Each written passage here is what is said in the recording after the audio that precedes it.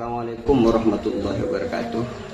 Waalaikumsalam warahmatullahi wabarakatuh. Alhamdulillah pada kesempatan sore ini tanpa disengaja rumah saya, farm saya kedatangan tamu dari petani milenial.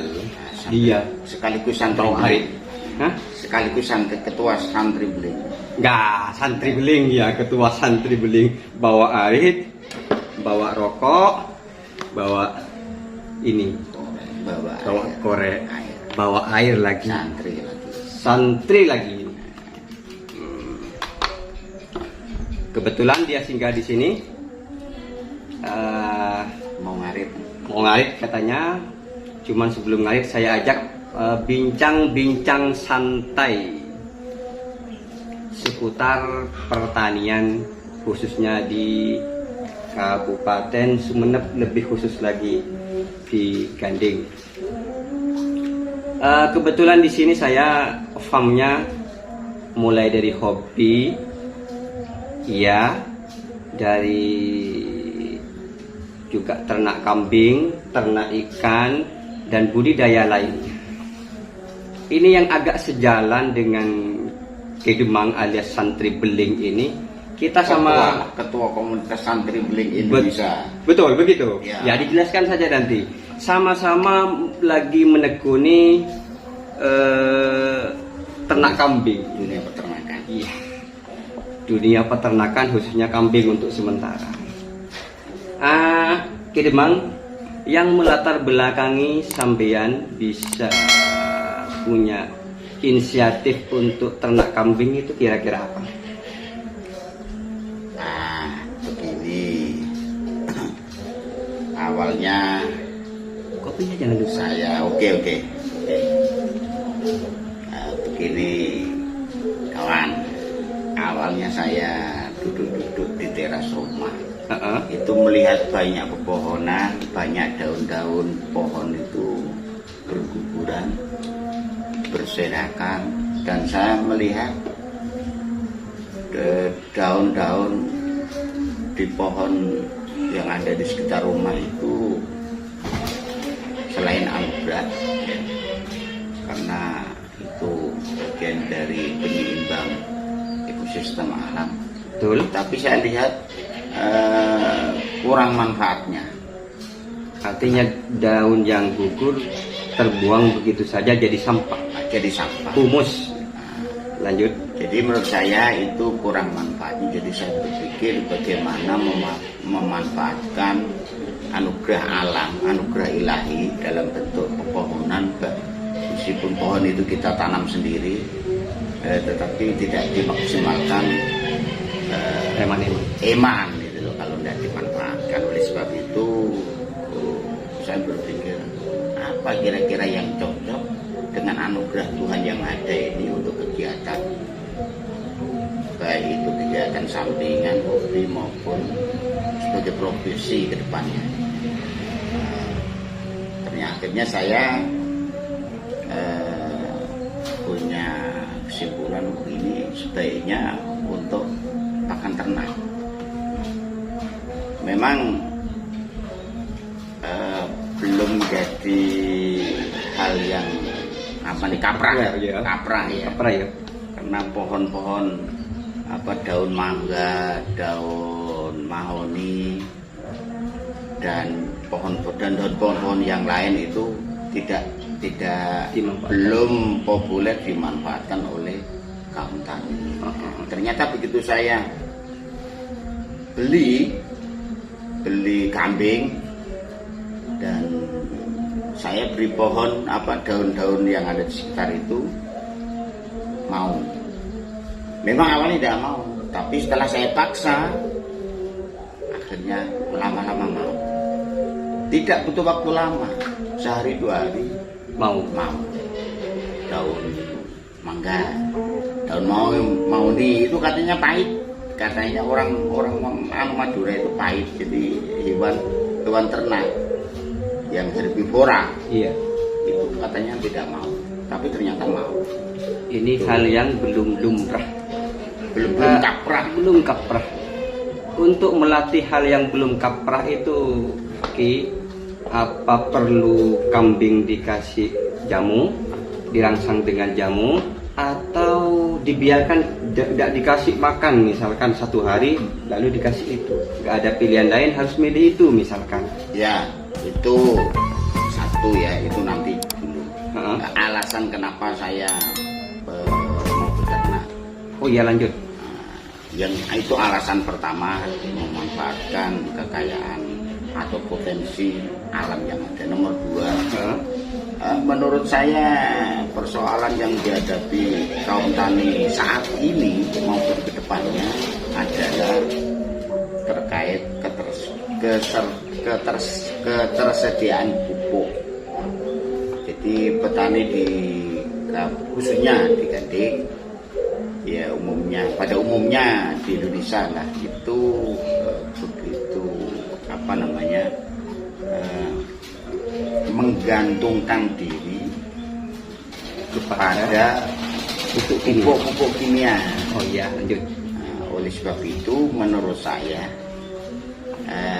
dengan berternak itu kita jadikan solusi satu untuk meningkatkan kesejahteraan kaum tani. Kenapa kok bisa dikatakan bisa untuk meningkatkan kesejahteraan kaum tani? Karena kalau petani Sumeneb khususnya Gading ini, kalau hanya mengandalkan bertani saja, itu bisa dilihat bisa langsung itu rata-rata kayak tengah kabeh. Minus ya. Minus. Pasti minus. Karena gimana ya? Karena memang kondisinya seperti ini. Belum lagi persoalan bibit mahal, pupuk dan lain sebagainya, serba mahal. Ongkos kerja mahal. Apalagi ongkos kerjanya juga semakin hari semakin naik. Sedangkan hasil tidak dibeli secara maksimal.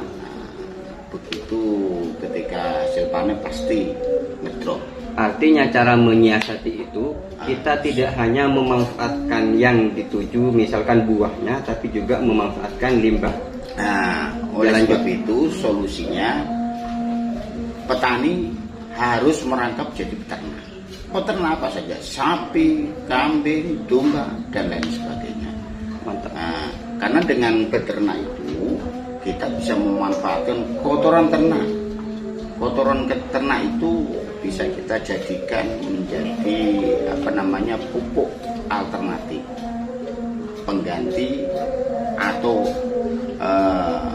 tambahan pupuk ketika kekurangan pupuk kimia itu kekurangan, dan sangat mudah dan hasilnya begitu luar biasa kalau kita bisa memproses kotoran hewan itu menjadi pupuk kandang, dan ini organik.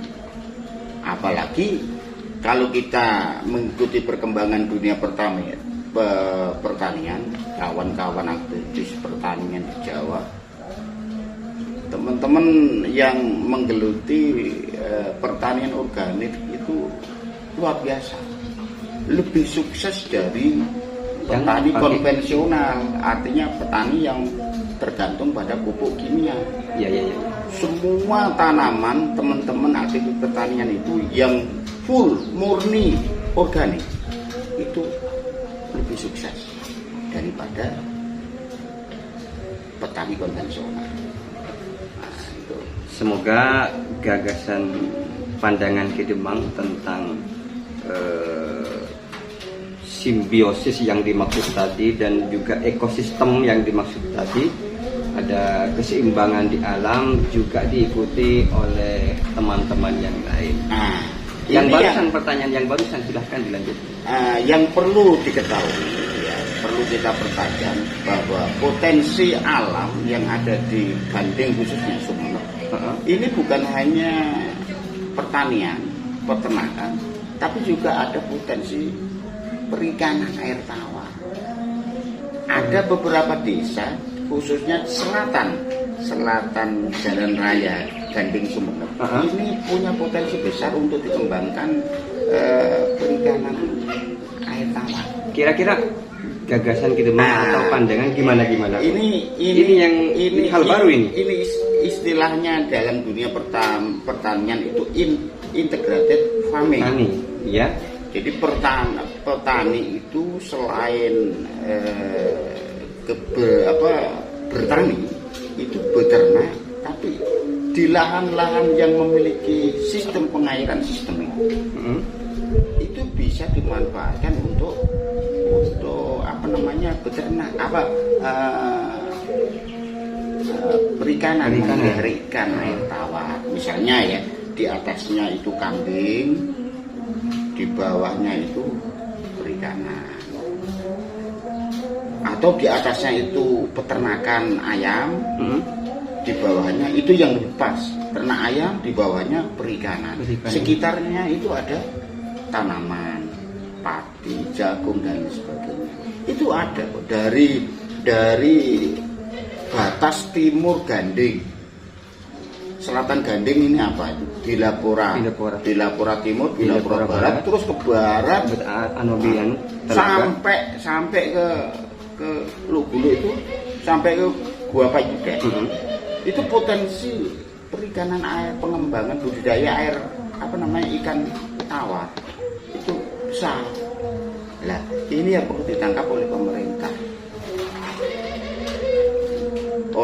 supaya bagaimana mendorong agar membangkitkan minat dan semangat kaum tani untuk merealisasikan konsep integrated farming system.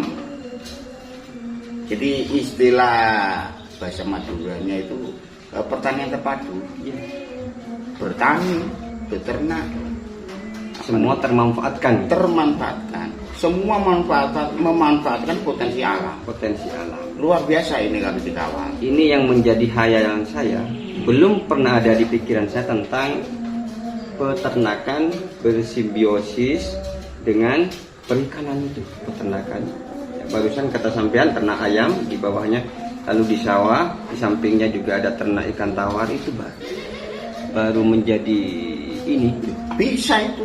Di Bilapora Barat itu pun ada sistem pengairan yang airnya tiap hari mengalir, apalagi musim penghujan. Dan beberapa lahan itu ketinggian tanahnya di bawah irigasi. Tinggal mengalirkan itu. Maksudnya itu ikan itu diselokkan, diletakkan di lahan sawah, tapi di atasnya nanti ternak ayam. Nah, untuk mengatasi agar air tidak serap, itu gimana? Sekarang mudah kok, untuk biaya murah untuk membuat kolam itu. Oh iya. Pakai terpal, jadi alasnya pakai terpal. Di kedalaman tertentu pakai terpal dulu. 1,5 meter cukup. Ditimbun lagi dengan air. Dikasih terpal, bawahnya sebagai alas, ya. Terus dikasih tanah sedikit, jangan terlalu banyak. Terus di atasnya itu tinggal tumbuhan biasa. Enggak, di atasnya kandang langsung, kandang ayam. Dan itu harus lebih mudahnya harus di samping selokan. Jadi air langsung mengalir, bisa keluar atau bisa masuk langsung keluar. Itu potensi luar biasa ini. Satu pandangan baru, gagasan baru. Saya sudah khayalan baru ya di Kidemang. Ya, saya sudah mencoba untuk jalan-jalan itu untuk beberapa kali. Tapi pemerintah desa ini tidak, maupun teman-teman aktivis petani kita ini belum menangkap untuk ke sana. Bahkan pemerintah juga belum melirik sampai sekarang. Nah, ini bagaimana kita bisa mewujudkan, entah itu nanti bagaimana caranya supaya kita bisa mewujudkan harapan seperti ini. Mudah-mudahan Pemkab maupun pemerintah eksekutifnya DPR yang selama ini ngawal program Itu biar sasarannya lebih efektif sesuai dengan potensi alam yang ada. Amin, amin, amin. Kembali ke konteks awal yang sedang kita geluti bersama ini, kebetulan sama. Ngomong-ngomong, sampean itu memulai ternak kambing awalnya dari berapa ekor? Awalnya dari dua. Mm-mm. Dua, kemudian ada minat lagi, ada teman juga, kemudian yang dua itu saya jual lagi untuk membuat kandang. Oh iya. Kandang, karena berternak kambing itu dibutuhkan manajemen kandang yang baik. Semua serba beli ya mahal. Nah, sekarang Tapi kan cuma satu kali kan modalnya. modalnya satu kali. Jadi ketika kita ngobu memelihara ambi, apalagi pakai konsep penggemukan ya, itu jangan harap hasilnya pertama kali, itu jangan harap hasil. Nanti kalau sudah dua kali ya tiga kali itu baru terasa hasilnya. Kalau secara kambingnya kan bukan tidak berlaba, bukan tidak hasil, cuman ditutupkan ke modal. Iya. Biaya. Untuk penggemukan sendiri itu membutuhkan waktu berapa lama minimal? Sebenarnya kalau kita serius, artinya kebutuhan makan, minum itu tercukupi dalam waktu 3 bulan sudah gemuk. Jadi saya kemarin itu saya beli kambing yang kurus itu ternyata 3 bulan sudah gemuk. Tetap 3 bulan gemuk. Ini kawan-kawan berarti 3 bulan ini kita sudah bisa panen minimal 3 bulan. Terus dari angka per 1 ekor kalau dikalkulasi rata-rata itu per bulannya keluar angka berapa profitnya? Tergantung apa ya, besar kecilnya kambing atau domba yang kita beli. Ya. Tergantung jenisnya juga. Tapi kita bisa merencanakan, mengestimasi harga ketika kita beli kambing di musim harga murah. Kenapa? Karena ketika petani itu mau tanam itu biasanya kambingnya murah. Jual murah ya. Banyak yang dijual kan gitu. Jadi minat kurang tapi penjual banyak. Nah, itu biasanya awal-awal musim tanam. Di Jawa juga begitu. Nah, tetapi ketika musim panen lain, petani akan membeli. Atau pas kebetulan hari raya Idul Adha, hari raya Kurban, itu kan banyak peminatnya akan banyak, warga banyak yang ingin berkurban. Itu harga pasti naik. Yang biasanya harga 4.000 bisa 6.000 minimal. Artinya berapa itu? Berapa artinya persen itu? harus ada peternak kambing itu lumayan cerdas membidik waktu kapan beli dan kapan jual. Begitu. Betul. Walaupun kita mau beli sembarangan dan jual sembarangan, memang sudah ada profit di situ per bulan dan per 1 ekor. Nah, tetapi tidak harus kalau kita pengen jadi peternak yang memang orientasinya bisnis, tidak harus menggunakan. Karena peternakan ini ada dua, bukan hanya pengumuman saja, tetapi juga memelihara. Bahasa Maduranya mabudu. Kalau bibitnya bagus ya, meskipun bukan bukan waktu-waktu tertentu, tapi kalau bibitnya bagus, indukannya bagus, anaknya kalau dianakannya kalau dijual juga mahal, karena tergantung bibit juga. Seperti ternak-ternak yang lain, pasti itu. Ini misalkan untuk mabuduk kata saya, 1 tahun itu berapa kali ya? Normalnya produksi. biasanya 8 bulan sudah lebih cepat dari, kalau kambing lebih cepat dari sapi. 8 bulan berarti 1 tahun bisa 2 kali. Bisa 2 kali. Lebih berapa bulan gitu? Ya. Lebih 2 bulan, 4 bulan. Untuk Kedemang sendiri lebih bergerak di penggemukan apa? Kalau saya lebih peranakan. cenderung lebih memilih penggemukannya, karena di samping apa namanya waktunya tidak terlalu panjang. Kalau better apa namanya apa namanya mabuduk itu kan butuh waktu lama, butuh waktu yang ekstra. Nah, tetapi kalau penggemukan itu ya cuma kegiatan sehari, cuma Fokus narik, untuk menggemukkan ya. menggemukkan, tidak mikir-mikir yang lain. Ini yang terakhir. Kedemang kan lumayan sibuk.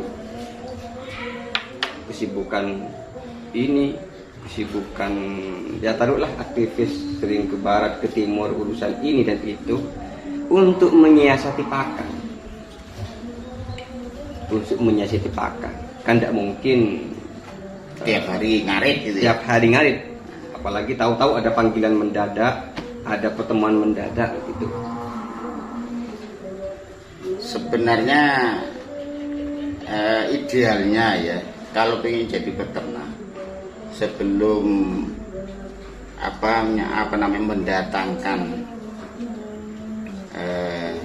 atau sebelum membeli ternak itu sebaiknya harus menyiapkan bank pakannya. Bank pakan itu apa? Ya ketersediaan pakan untuk ternak. Kenapa? Kalau kita sebagai peternak tidak punya persediaan pakan, maka tiap hari akan disibukkan kegiatan mencari rumput, mencari pakan.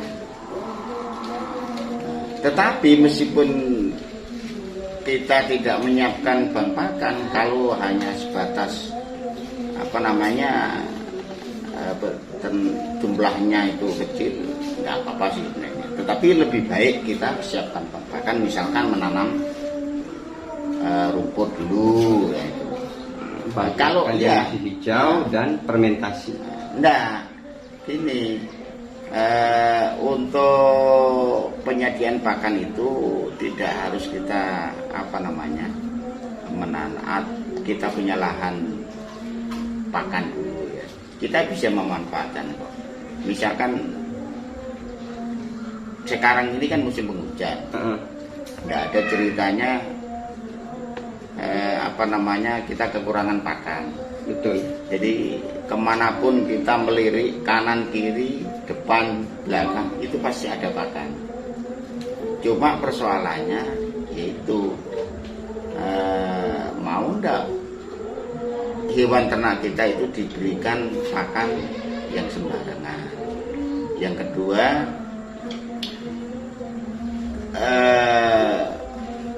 waktu yang ada ini, misalkan ya, kita bisa memanfaatkan sebaik-baiknya. Misalnya kita keluar mencari pakan cukup waktu 2 jam. 2 jam itu kalau untuk kapasitas hewan sebanyak 8 atau 10, 2 jam itu bisa untuk 2 hari. 2 hari tidak usah ngarit. Syukur-syukur kita bisa meluangkan 1 hari. Nah, 1 hari kita mencari pakan itu untuk 1 minggu. Yang sekarang untuk berapa hari? Nah, ini baru saya perkirakan untuk 2 hari. Silakan pesan-pesan terakhir Kedemang untuk teman-teman petani milenial ke depan, bagaimana harapan Kedemang dan ya saran-saran lah buat mereka. Begini, menjadi petani peternak itu memang ruwet, Iya. super sibuk. Iya. Karena sehari-hari ya urusan hewan dan urusan pakan. Tetapi meskipun ruwet tapi asik gitu loh. Kenapa? Karena kita bisa berkomunikasi dengan hewan yang lebih menurut daripada teman-teman sendiri, daripada manusianya. Nah, itulah nikmatnya, asiknya di sana. Apalagi ketika kita punya hewan yang sedang sakit, ya. Itu menuntut memaksa otak kita untuk berpikir gimana caranya supaya sembuh tanpa melibatkan dokter hewan yang ada. Karena bagaimanapun dokter hewan yang ada ini langka itu loh. Tidak semua kecamatan, desa itu kita punya dokter lah. Disitulah seninya, asiknya luar biasa. Ya, baiklah teman-teman, itulah tadi saran, pesan, dan motivasi dari Kedemang untuk para peternak, ya, baik peternak hobi dan peternak unggas lainnya, juga peternak kambing dan lain-lainnya. Cuman ada bahasa tersendiri yang masih menggugah saya. Mau dilanjut tapi ini sudah terakhir.